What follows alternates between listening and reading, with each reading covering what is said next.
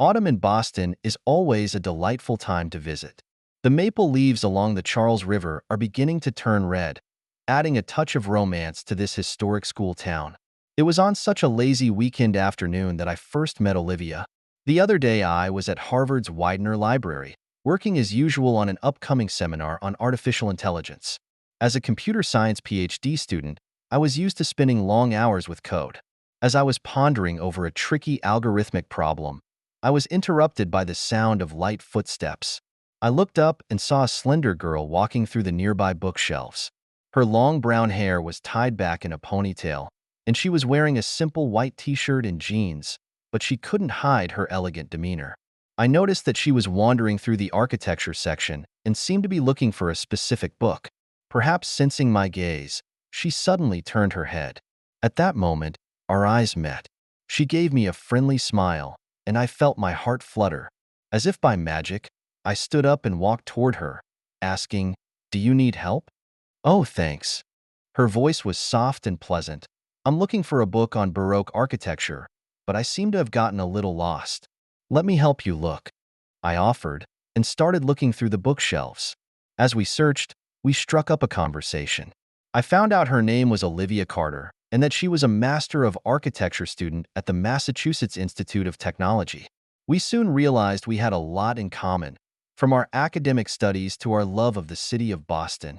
After finding the book, we decided to go to a nearby cafe to continue our conversation. And so our story began. Over the next few days, we would often take walks along the Charles River or spend lazy afternoons at the Boston Museum of Fine Arts. And Olivia's passion for architecture infected me, as she was able to tell me the story behind each historic building. I was able to show her the wonderful world of computer science, sometimes making her laugh. Time flies, and a year has passed in a blink of an eye. In this year, we have experienced a lot.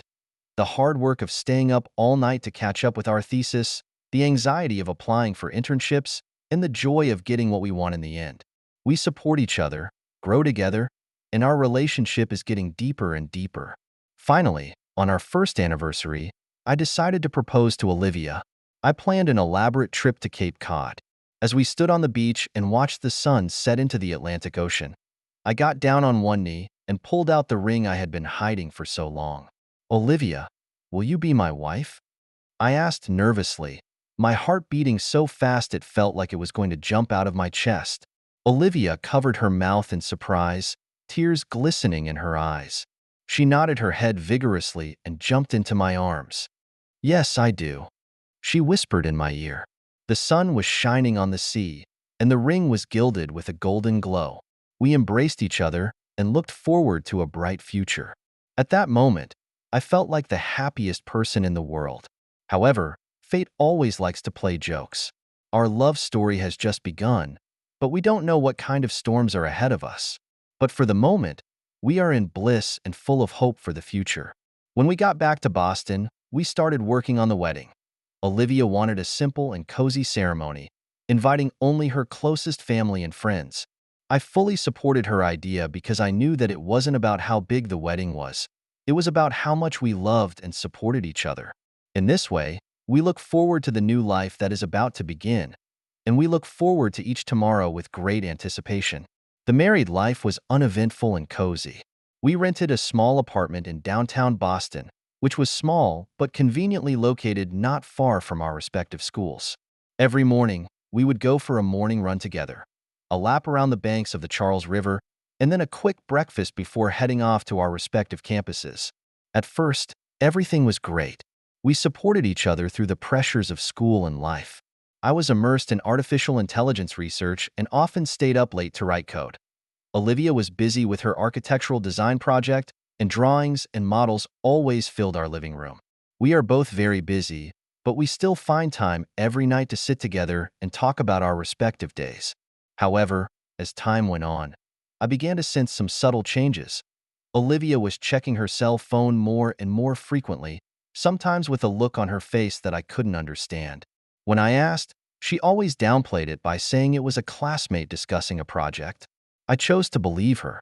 After all, trust is the foundation of marriage, isn't it? But I couldn't ignore the uneasiness that was growing in my heart. There were times when I woke up in the middle of the night to find no one around me. The light in the living room was on, and Olivia said she was inspired and got up to catch up on her design. I looked at her tired but excited face and couldn't bear to ask anything more. When winter comes, the apartment seems extra cold. Communication between us seemed to drop along with the temperature.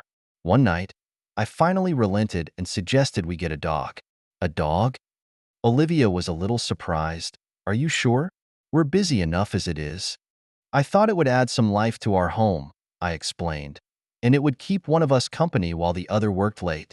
I didn't say it explicitly, but deep down I hoped that a new family member would fill the gap that was becoming more and more apparent between us. Olivia was silent for a while and finally reluctantly agreed. The next weekend, I went to the animal shelter alone. In front of the rows of cages, my eyes were drawn to a blue-eyed husky. Instead of barking at me like the other dogs, he sat quietly with curiosity and spirituality in his eyes. "Hey, little guy," I said softly as I knelt down.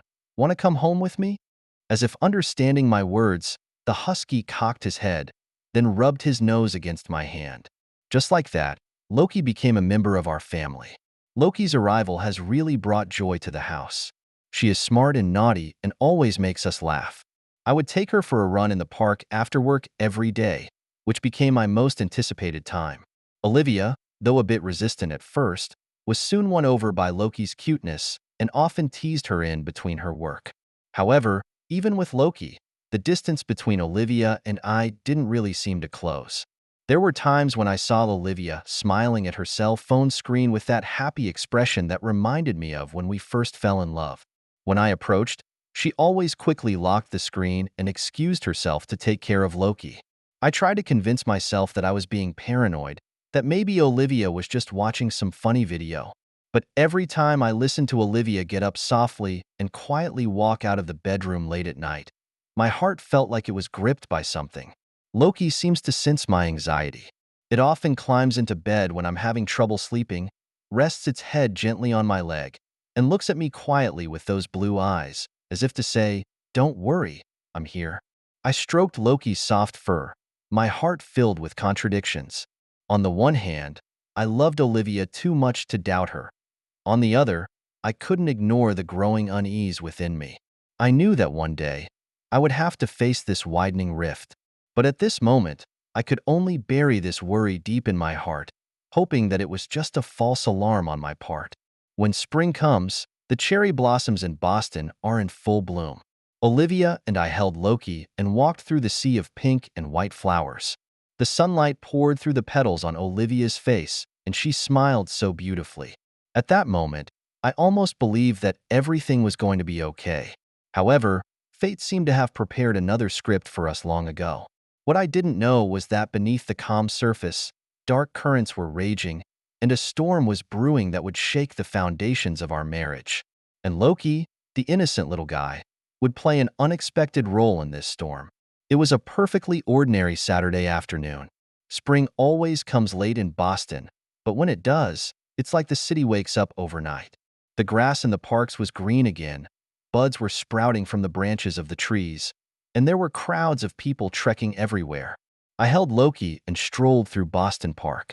The sun was warm, the breeze was light, and it was supposed to be a perfect weekend. But for some reason, there was always an inexplicable uneasiness in my heart, like the calm before a storm. Loki seemed to sense my mood, and instead of being animated as usual, he walked quietly beside me, occasionally rubbing his wet nose against my hand as if to comfort me.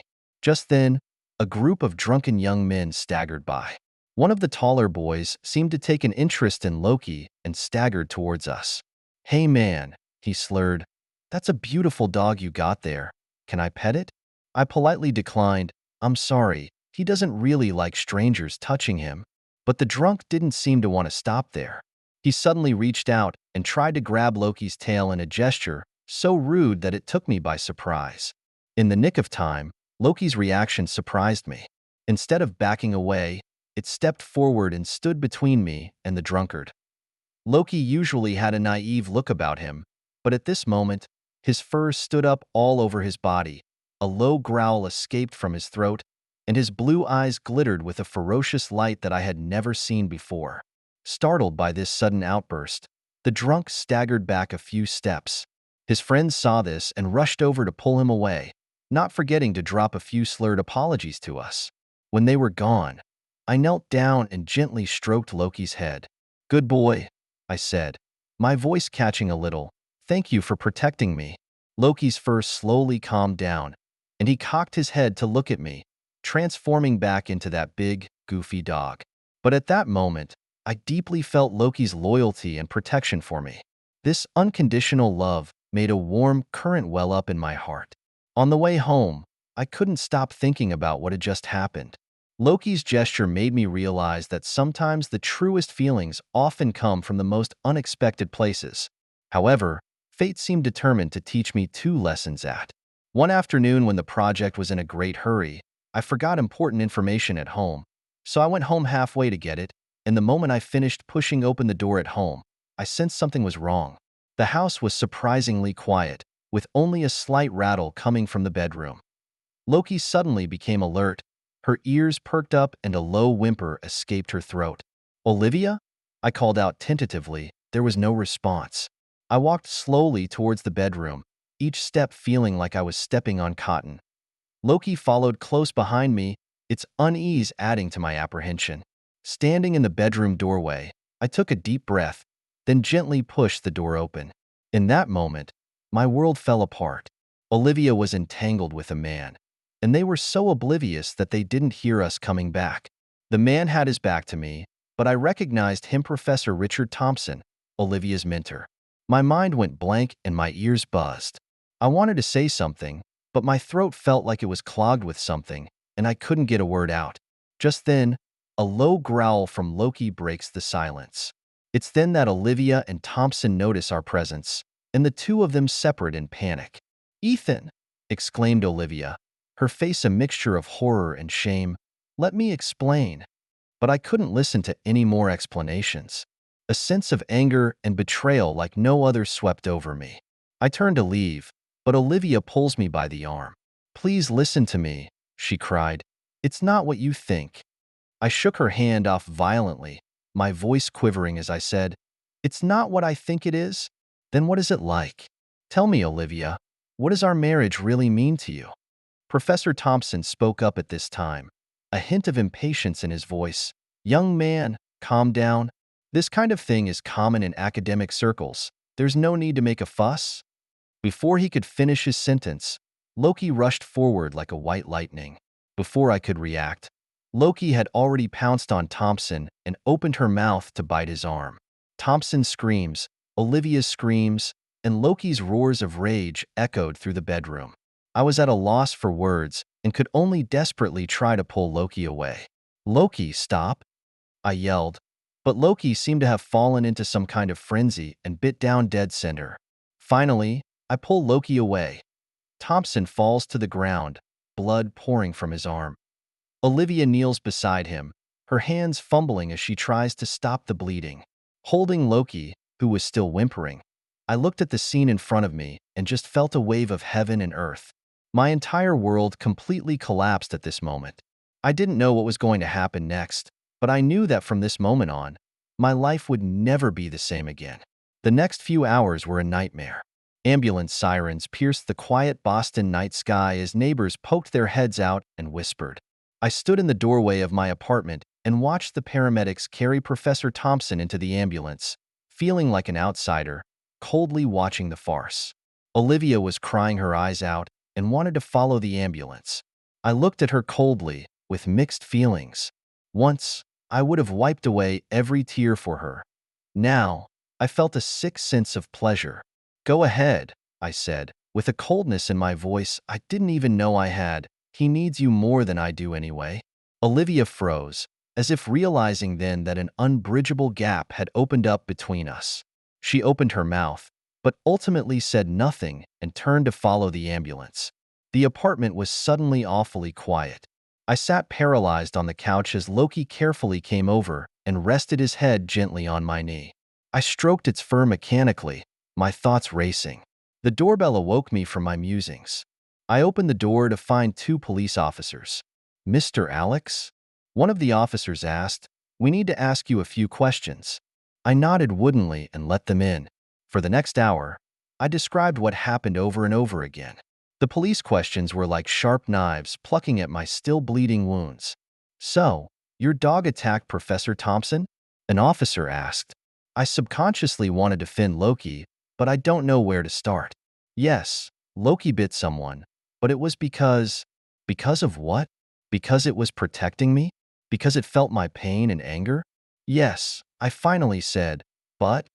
Mr. Alex, the officer interrupted, I understand what you're going through right now, but your dog attacking someone else is a serious matter. Professor Thompson may press charges. Lawsuit. The word was like a hammer blow that snapped me back to reality. I realized then that not only had I lost my wife, I might have to lose Loki as well. After the police left, I pulled out my cell phone and shakily dialed my best friend Jack's number. Jack, my voice choked. I need your help. Jack is a lawyer, and after hearing my account, he sighed deeply. Alex, I'm sorry you're going through this, he said, but I must say, it's not looking too good. If Thompson decides to press charges, Loki could be recognized as a dangerous animal. What's going to happen then? I asked, already getting a bad feeling in my gut. At worst, Jack paused, Loki could be euthanized. I felt my heart stop beating. Loki, my only loyal friend, could lose his life protecting me? The thought nearly choked me. No, I said firmly. I won't let that happen. Tell me what to do. Jack, I want to protect Loki any way I can. For the next few days, I was in a whirlwind. During the day, I had to deal with the gossip at school. Apparently, I was the poor guy who let the dog bite because his wife was cheating on him. At night, I worked with Jack to prepare for possible legal action. Olivia moved out, leaving me with a note full of apologies. I tore it to shreds and threw it in the trash.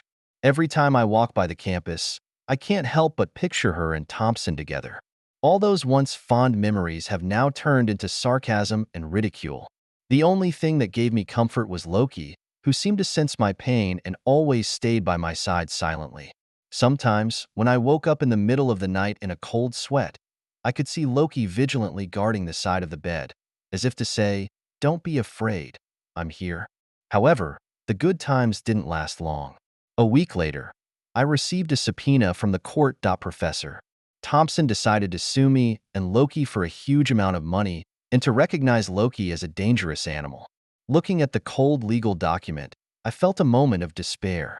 But then, an unprecedented determination surged through me.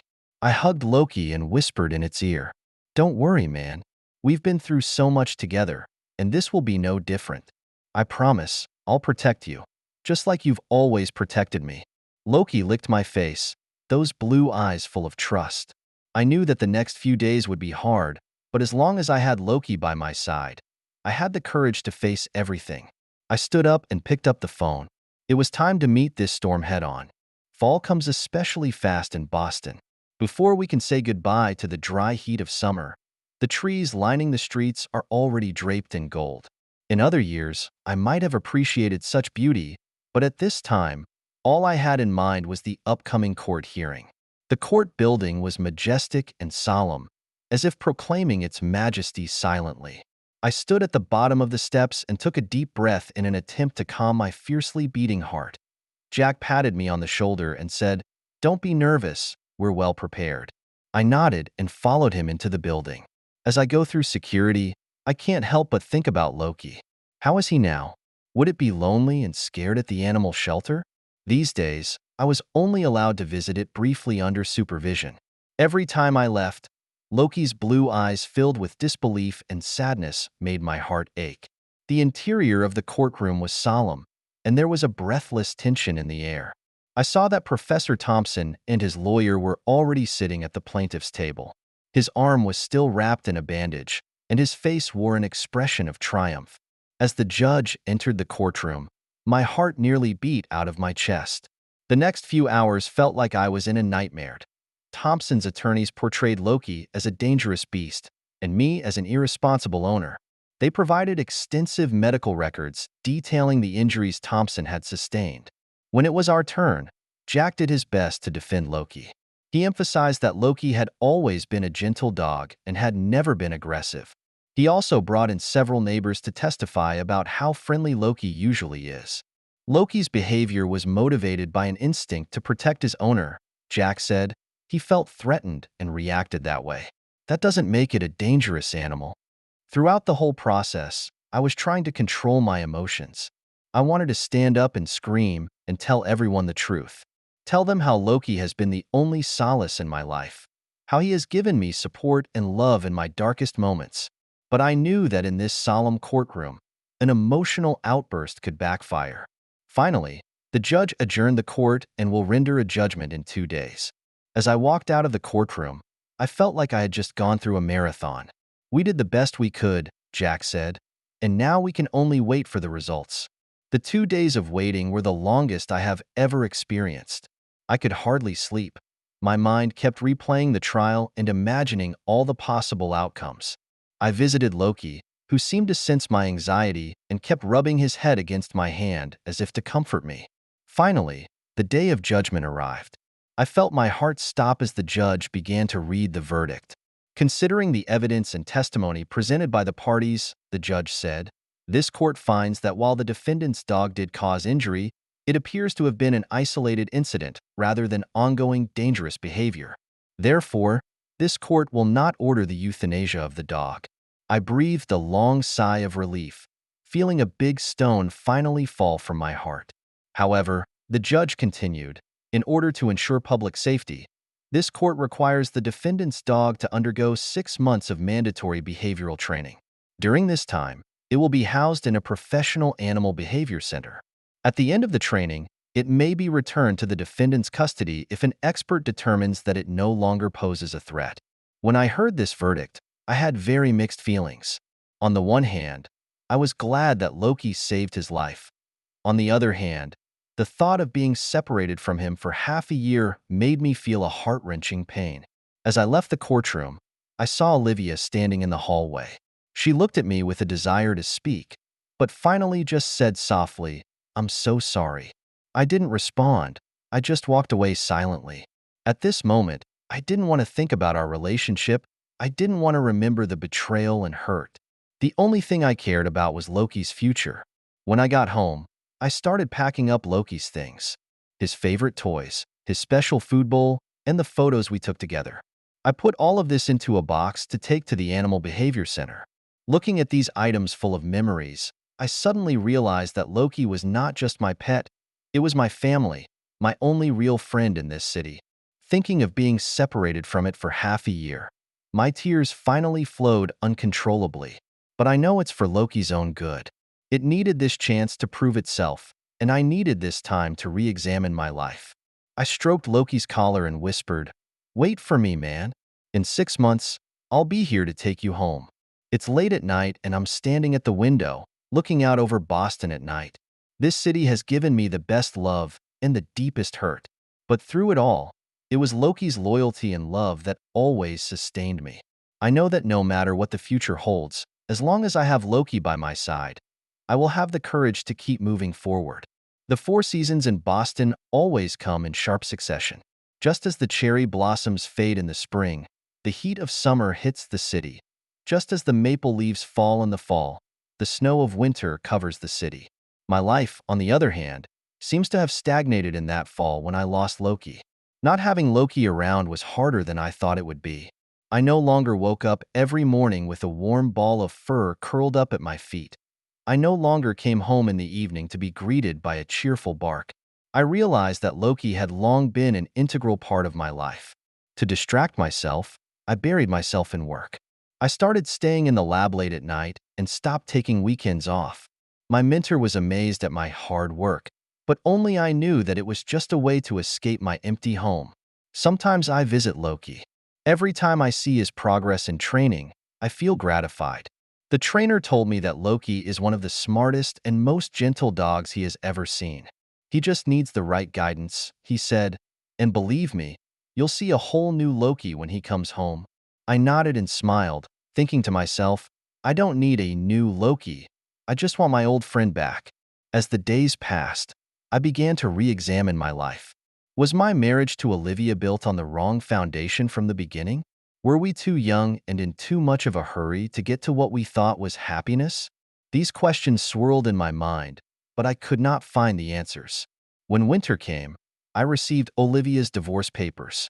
Looking at the cold legal document, I was surprised to feel a twinge of relief.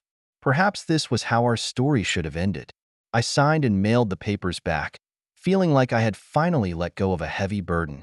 When spring came around again, I got a call from the Animal Behavior Center. "Mr. Alex," the voice on the other end of the line was full of joy. "Loki has passed all of his evaluations. You can come pick him up and take him home now." I felt my heart skip a beat when I heard the news. After 6 months, I could finally bring Loki home. Early the next morning, I drove to the behavioral center. On the way, I kept imagining how Loki would react when it saw me. Would it remember me? Would it still be as close to me as before? Upon arrival at the center, the staff took me to a spacious activity area. They told me that Loki was inside, but asked me to wait outside for a while. "We wanted to see Loki's reaction," they explained. I nodded and stood outside the glass window, looking in anxiously. Suddenly, I saw a familiar figure running from the distance. It was Loki. He was as handsome as ever, his fur shinier than ever and his stride more athletic. Loki didn't notice me at first. He was playing with the other dogs. But suddenly, it stopped in its tracks, its nose twitching slightly as if it had caught some familiar scent. Then it turned its head and its eyes met mine just in time. In that moment, it was as if time stood still. Loki's eyes widened and his ears perked up. It stared at me for a few seconds, then suddenly let out an excited bark and charged towards me. The staff opened the door and Loki rushed into my arms like a gust of wind.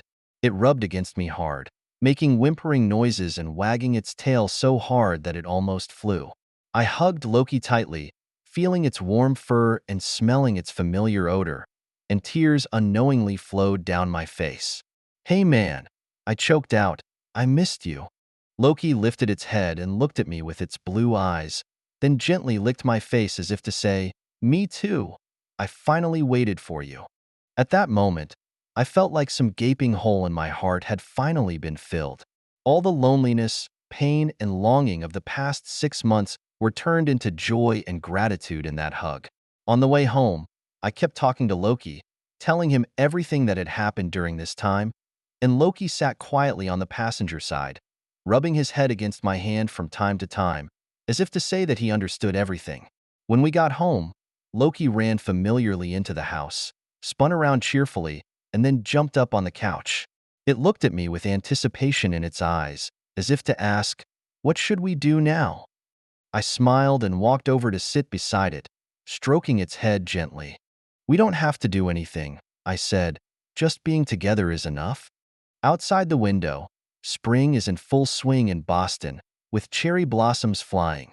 Loki and I snuggled together and looked out the window with peace and hope in our hearts. I knew that whatever else awaited us in the future, as long as we were together, there was nothing to fear. This is our new beginning, my most loyal friend and I, in a city that has seen so much. Thank you for taking the time to listen to today's story. If you enjoyed it, please like and subscribe if you haven't already. If you have a story to share about your own or someone else's experience, please feel free to contact me. Take care.